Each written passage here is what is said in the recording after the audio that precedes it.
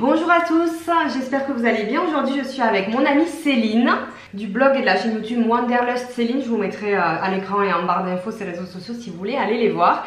Et aujourd'hui on est de retour pour une deuxième vidéo pour comparer deux sacs de la maison Saint-Laurent. Donc on vous a déjà vu une première vidéo sur les sacs de jour, le modèle Small et le modèle Baby, une petite comparaison entre nos sacs pour vous aider à faire votre choix.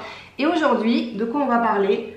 Du sac Lou Camera et du Loulou et du Saint-Laurent. Voilà, donc la team Lou est aujourd'hui réunie. Donc moi je possède le sac Lou Camera de la maison Saint-Laurent et toi le Loulou en taille small de la maison Saint-Laurent également. Donc on va vous présenter les caractéristiques, les similitudes, les différences et vous faire une démonstration de contenance pour vous aider à faire votre choix et voir un petit peu quels sont les points positifs et les points moins positifs de chacun. Donc c'est parti, on commence tout de suite.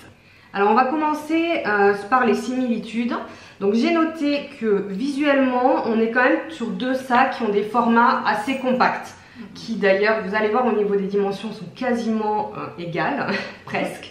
Et on est sur des sacs compacts qui voilà, ne vont pas avoir une grosse influence sur la silhouette visuellement, qui vont quand même se porter assez facilement et s'adapter à plusieurs types de morphologie. Ça, ce sont des sacs qui s'adaptent voilà, assez bien à tout à chacun, je dirais. Oui. Ça va pas faire trop gros ou trop petit non plus. Ensuite, deuxième point similitude que j'ai relevé, ça va être le matelassé chevron qu'on retrouve, alors pas tout à fait de la même façon, mais sur les deux sacs. Donc sur le Lou Camera, on va l'avoir vraiment en matelassé, je sais pas trop comment dire, mais rebondi. En fait, comme sur les nouveaux modèles Chanel, donc vous voyez un peu en 3D, un peu sortant vers l'extérieur. Tandis que sur le Lou Small, on va être sur le matelassé plat. Donc je sais pas trop si avance un petit peu. Voilà, on voit, si je pense qu'on voit la différence.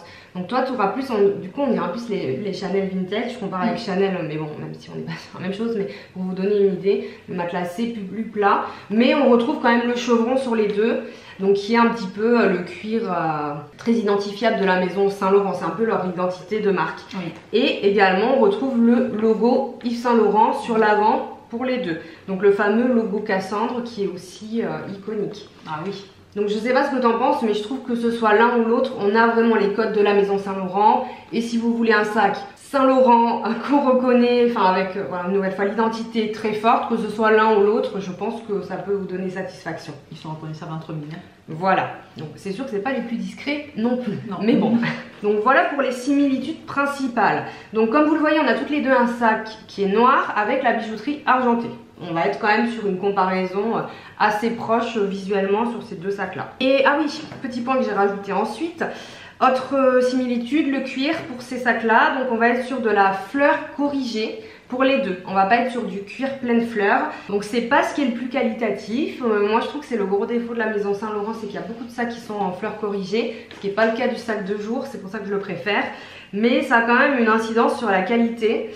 Qu'est-ce que tu en penses toi par rapport au cuir, à la qualité? Tu as observé des choses qui sont similaires à ce que j'ai observé aussi? Alors on va dire un petit défaut, mais c'est surtout quand on va ranger le sac, c'est-à-dire si vous laissez les chaînes à l'extérieur en le rangeant dans son nose-bag, ça va avoir tendance à marquer. Bon, les marques vont s'estomper, mais ça peut être ça va marquer le cuir ici en fait. Oui, ça marque le cuir ici, où sont posés les hanches. Si on les laisse poser comme ça et qu'après on laisse le sac aplati, il va avoir des marques.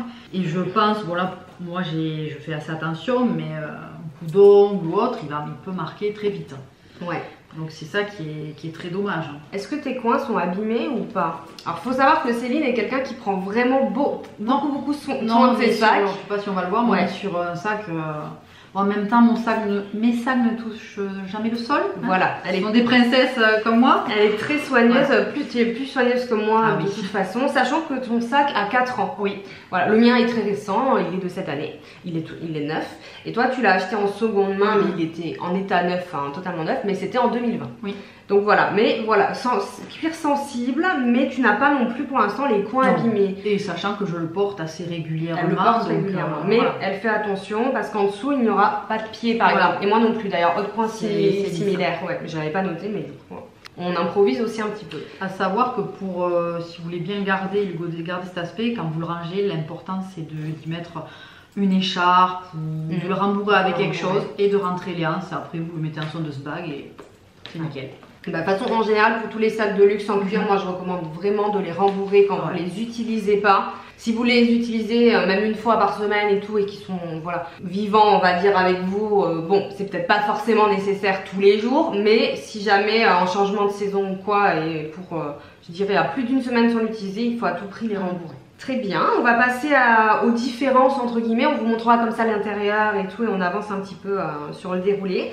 Alors j'ai noté au niveau des différences la forme, donc au niveau du caméra on est sur la forme caméra qui est une forme de sac classique, simple et surtout plutôt casual. Tandis que sur le sac à rabat, on est justement sur un sac à rabat, donc on a un aspect plus sophistiqué.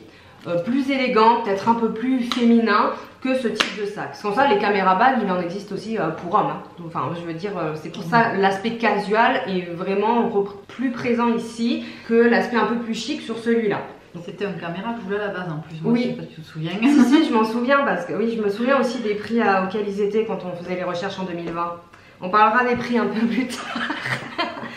Mais voilà, oui, il y a eu beaucoup d'évolution. Donc à la base, c'est vrai que tu voulais un caméra et finalement, est-ce que là, visuellement, enfin juste au niveau de l'esthétique, tu regrettes un petit peu de ne pas avoir pris le caméra ou pas par rapport à ton style? Non, pas du tout. Parce que toi, tu as un style plutôt girly, très féminin, etc. Tu mets tout le temps des robes, des bijoux et tout. Bon, moi qui ai un style beaucoup plus casual et classique, est-ce que du coup, tu regrettes de ne pas avoir pris le caméra? Pas du tout. Donc il est parfait. En plus, ça, avec un petit slim noir, des bottes en hiver et un petit perf. Voilà, on va dire que le petit côté rock, il est bien là. Ouais, parce que tu as les chaînes en fait. Et voilà. Donc là, tu auras aussi un aspect bijou, un côté rock. Ça, c'est aussi une des différences que j'ai notées au niveau de la anse. Donc, du coup, parlons-en tout de suite. Donc, toi, tu as une double chaîne, chaîne et cuir. Quand même les parties en cuir pour pas blesser l'épaule. Voilà. Voilà, du coup, est-ce que tu peux nous montrer? Elle peut se doubler ou se porter simple. Voilà. Donc, du coup, en plus, là, tu as un petit format, c'est joli là, on se rabattu comme ça, moi je trouve bien. Oui, c'est sympa. Rabat. Donc comme ça, tu peux le porter épaule, en long ou doublé pour porter épaule courte. Et est-ce que tu peux le mettre en crossbody? Oui, je ne trompe pas. Elle peut le mettre en crossbody, ça va être, mais on avait essayé, ça va être un crossbody donc plutôt haut, mais ça dépendra de votre taille et de votre morphologie. Voilà. Céline est très grande, donc forcément ça remonte plus sur elle. Bon là on voit à peu près. On avait fait une vidéo revue sur ce sac, d'ailleurs toutes les deux, qui est toujours d'actualité. J'essaierai de vous la mettre en barre d'infos ou quelque part si vous voulez voir les modes de portage, tout ça, juste sur ce sac-ci. Et j'ai aussi une revue individuelle sur le mien. Donc il y a plus de modes de portage avec celui-là. Moi j'aime beaucoup le porter doublé court. Quand je mets épaule, bon c'est quand même rare, je suis plus team crossbody, mais j'aime bien que le porter soit court. L'épaule long, moi ça me gêne un peu assez pareil, vite. moi je le porte tout le temps comme ça, épaule en double. Et ça c'est quand même plus élégant qu'un porté crossbody. Oui. Moi je vais avoir sur ce sac une anse assez fine je trouve en cuir, qui va être réglable par contre. Contrairement à la chaîne, forcément les chaînes c'est pas réglable. Donc ça va être un petit peu, ça dépendra de votre taille, soit ça va tomber pile ou alors ça peut être court ou long. Tu vas avoir, j'ai oublié de le dire avant de passer à ma chaîne, entre 30 cm et 56 pour pouvoir le régler. Donc 56 ça va être quand elle va être seule long et 30 c'est quand elle est doublée. Voilà, toutes ces infos sont sur le site de Saint-Laurent. Et donc moi j'ai la chaîne, pas la chaîne du coup, hein, la anse en cuir réglable, donc 58,5 cm ils disent. Alors je pense que ça doit être le maximum, mais on peut régler un peu moins. Et comme c'est du cuir, on peut faire des trous supplémentaires si nécessaire. Donc ça c'est l'avantage. C'est une chaîne qui une anse pardon, qui ne va pas pouvoir se détacher. Toi non plus d'ailleurs. Mais là on va être sur un porté soit épaule long, soit crossbody.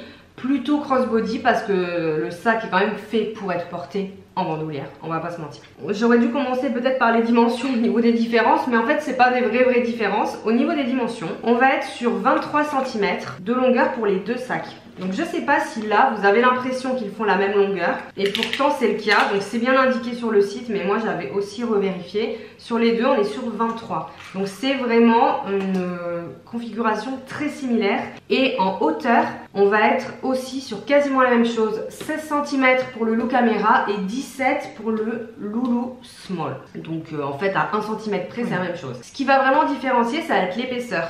Donc moi je vais avoir 6 cm sur le mien, ici, ce qui est quand même déjà une belle épaisseur. Et Céline aura 9 cm d'épaisseur ici sur le sien. Sachant qu'il y a un soufflet en fait, un système de soufflet un petit peu. Très léger, très léger.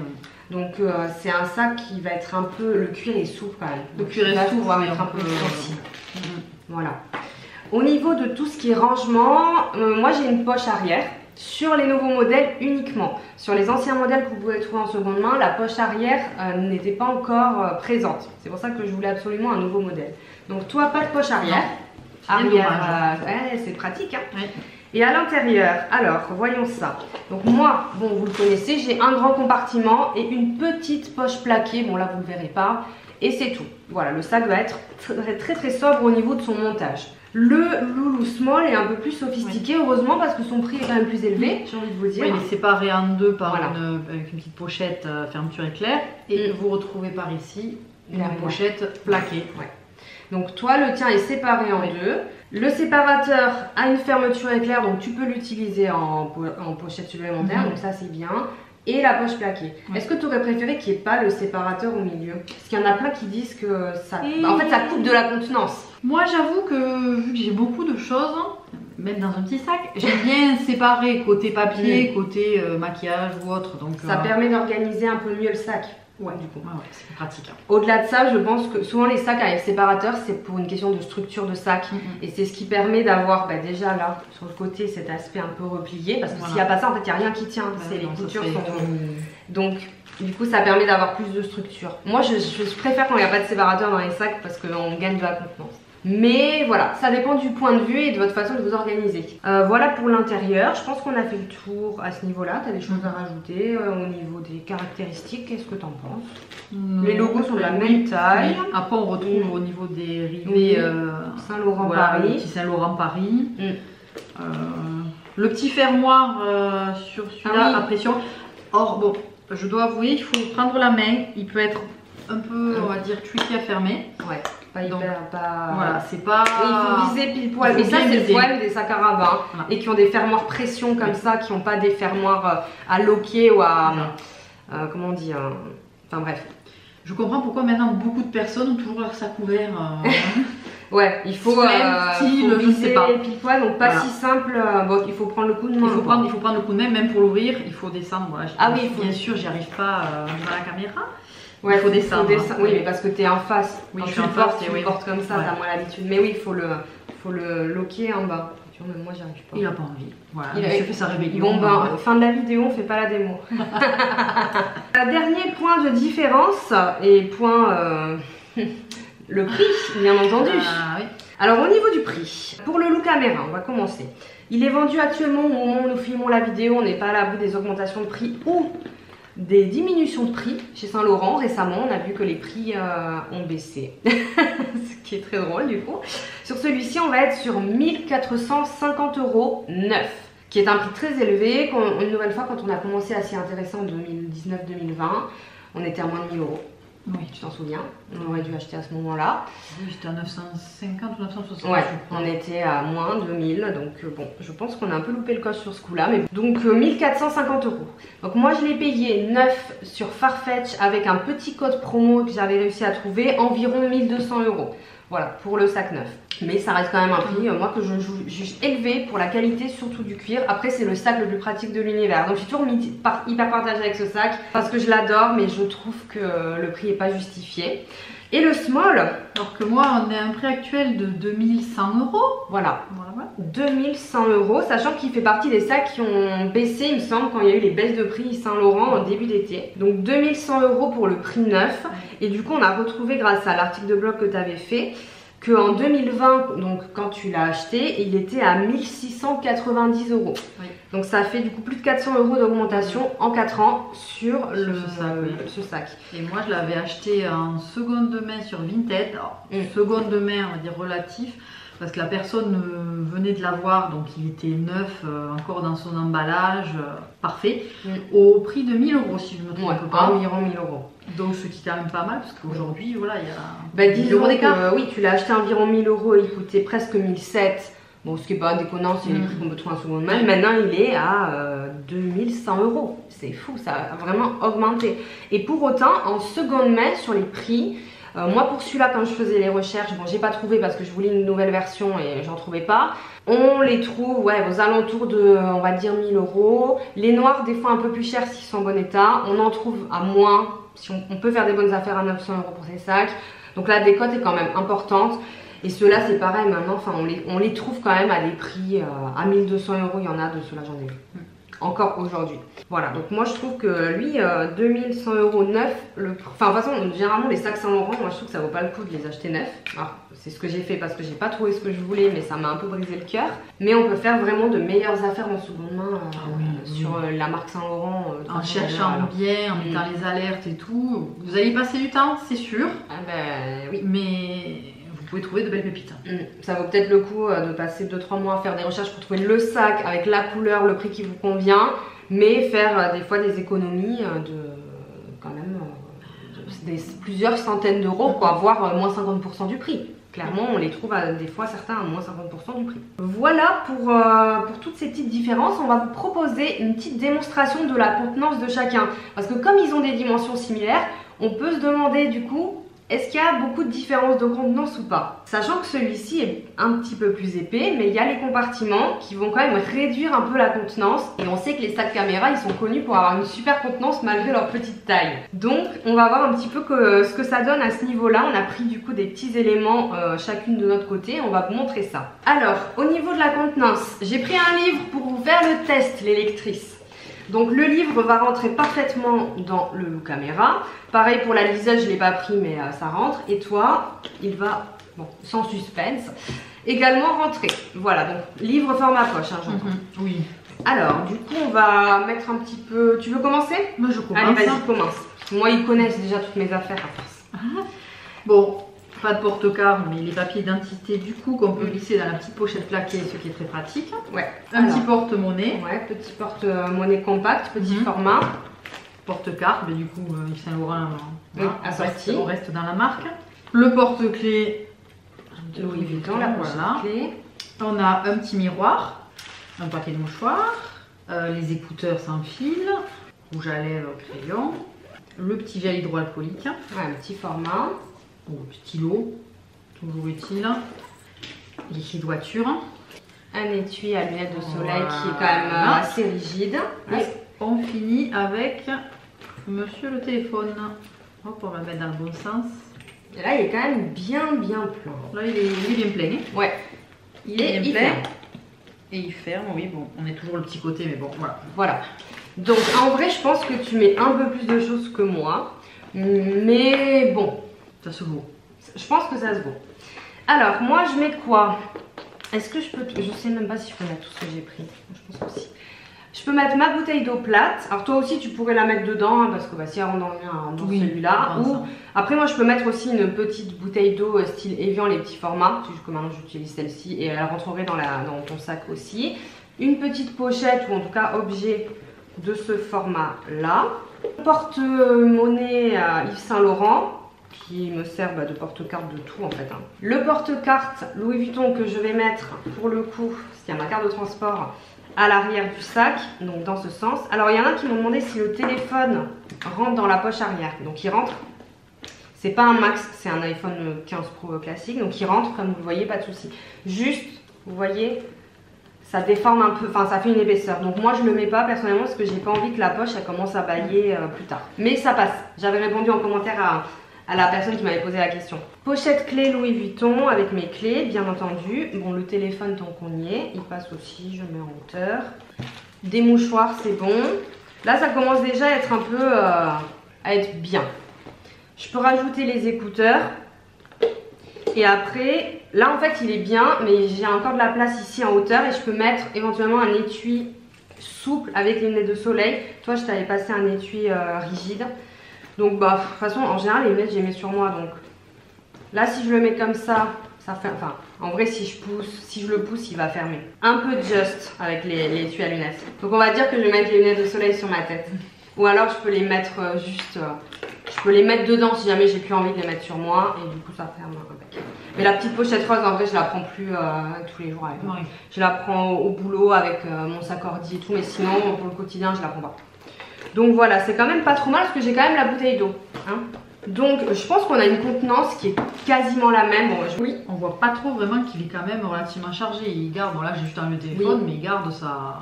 Ouais, parce qu'il est quand même un peu puffer en fait ce sac. Oui. Le cuir est très rebondi, je trouve. Moi c'est ce que il est plus doux que le mien. Ouais, il est plus souple que le mien, tu vois. Celui-là, il va être un peu plus structuré, un peu plus rigide, le Look-A-Mera, que le Loulou Small. Pourtant, c'est pas un modèle puffer, hein, c'est un modèle classique, hein, je précise, parce qu'ils font des puffers. Mais le cuir va être un petit peu plus souple. Voilà, on voulait finir avec peut-être des petits conseils pour vous aider à choisir, mais je pense que vous aurez pris les informations qui vous intéressent dans la vidéo. Qu'est-ce que t'en penses? Moi, je pense que le choix doit se faire au visuel, parce que on est quasiment sur la même taille, on est quasiment sur la même contenance, on a les mêmes codes de chez Saint Laurent. Ça va juste être, est-ce que vous préférez le sac à rabat avec la chaîne ou est-ce que vous préférez le sac casual caméra? Voilà. Moi, j'avoue, tu vois. Moi, quand je suis en voyage, des fois le rabat, c'est à ouvrir, fermer. Donc souvent, j'ai un cabas avec moi où je glisse les trucs. La fermeture est claire, on ouvre, on glisse.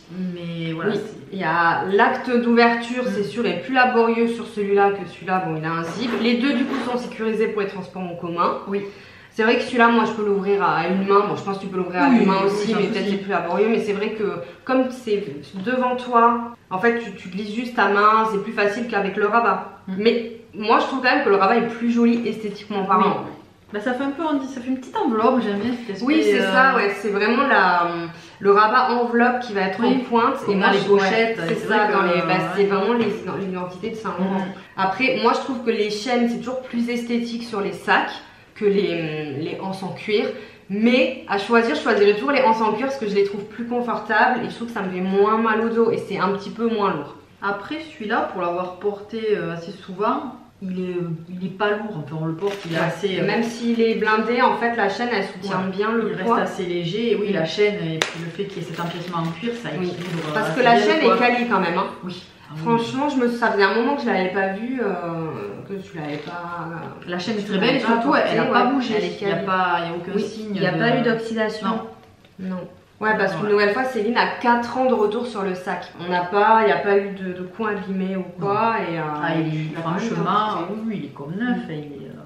On voit juste qu'il est par endroits, il s'est un peu affaissé. Mais ça, après, c'est parce qu'il n'est pas rempli forcément à fond.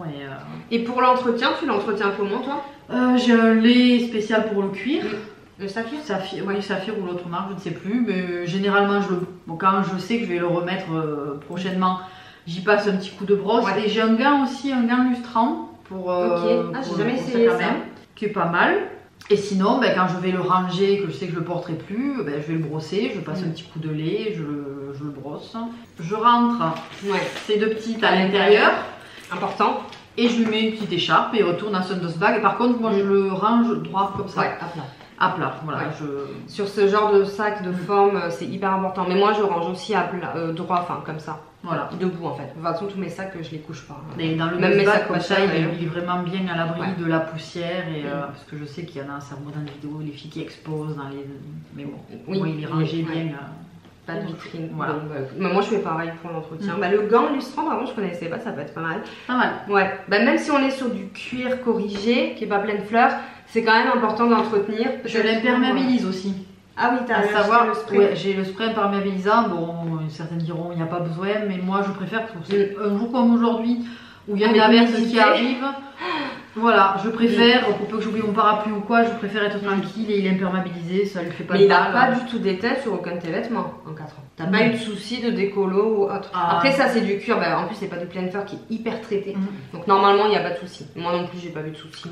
Non, il m'a jamais dit voilà. Sur les jeans et tout non plus. C'est vraiment sur le jean, hein. Soit les jeans déteignent sur les sacs clairs, soit les sacs foncés peuvent déteindre sur le jean. Après je le porte pas avec des couleurs très claires, enfin je l'ai jamais porté. Oui, parce qu'il est noir. Voilà, je l'ai jamais porté avec un jean blanc. Mais là sur ta robe tu vois ça n'a pas d'éteint, il n'y a pas de traces. Donc voilà. Safe de ce côté-là, je pense que pour les deux on est quand même sur un niveau de qualité, je dirais un peu similaire. Alors vu l'écart de prix, je trouve ça scandaleux. Peut-être que le tien, j'ai l'impression que le cuir est quand même un peu plus agréable, il y a un peu plus de finition, il y a la chaîne, il y a du détail intérieur et tout, tandis que sur celui-là, on est sur un sac basique, montage basique, mais ils nous ont fait l'honneur de nous rajouter une poche arrière quand même pour nous rendre ça un peu plus pratique au bout de X années, donc il faudrait quand même dire merci. Mais bon, après je l'adore, moi j'adore celui-ci et j'en suis très contente. Est-ce que toi t'es contente de ton achat du coup? Ah oui, c'est un sac que je sors et que je sors même pour aller au travail, franchement. Après je sais quand je prends des transports en commun, je vais avoir tendance à le porter. Oui, voilà. Ça c'est l'avantage, moi je fais pareil du coup. Et voilà. C'est vrai que ce logo il est sublime, mais si on veut le rendre plus discret, voilà, on peut les porter à l'envers. Je pense que c'est tout ce qu'on avait à vous partager sur ces deux sacs. Si vous les avez, un des deux, peut-être les deux, n'hésitez pas à nous mettre en commentaire vos avis, vos ressentis, si vous avez des choses à ajouter, ça sera super intéressant de vous lire. N'hésitez pas à aller voir les réseaux sociaux de Céline, je vous remettrai tout en barre d'infos.